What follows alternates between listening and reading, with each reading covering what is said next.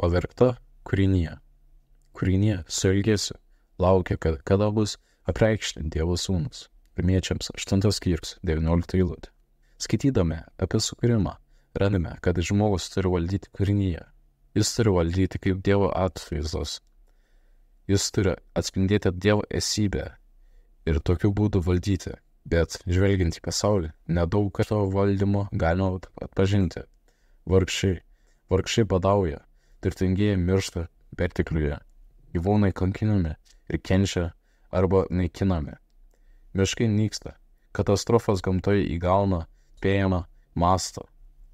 Karai ir pilietiniai karai. Žmonių pavergimas, neteisybė ir prievarta. Blogi dalykai su mūsų planeta. Ir čia Dievas iškelia mus krikščionis ir pastato prieš jį.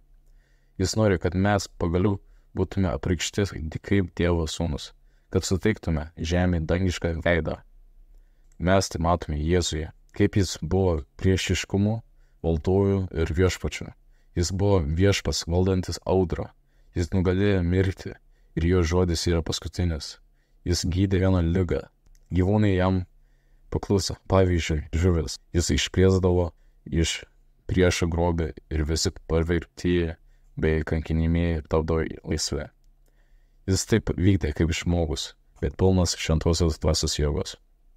Jis žinojo, kad Dievas nori kiekvienoje situacijoje galėjo tai išsakyti ir tokiu būdu daryti stebuklus, bei iškovoti pergalės šviesai.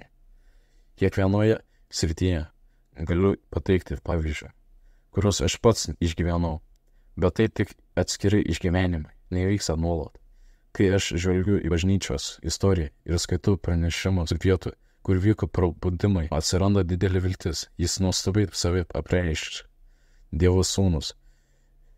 Šviesos vaikai bus apreikšti. Jeigu ieškosime Dievo veido ir leisime jam būti viešpačiu, vyks dideli dalykai. Jei mes kaip bažnyčia vieningai sieksime jo karalystės ir užtarimo maldoje, tuomet Dievas veiks. Išbraukime visą, kas trukdo mūsų rimtai maldai. Ir kas priešinosi mūsų dvasios pilnatvei. Gyvenkime kaip Dievo vaikai, tai yra ir šventai. Siekime Dievo pilnatvės mumise, tikėkime jo žodžiu ir sulinkime kelią prieš jį. Jis yra galingas ir nuostabus, ir dėl to jis laukia mūsų maldos. Ačiū Jėzau, tu esi nuostabus karalius, kuris šlovingai valdo. Tavyje nėra jokios neteisybės, jokios priespaudos. Tu nori mus žmonės išlaisvinti mūsų pačių pašaukti, kad valdytume kaip Dievo su šventosios dvasios jėga. Ačiū, kad ilgėsi su mumis kaip su partneriais ir vaikais. Tu iš tiesų esi didingas ir nuostabus. Amen.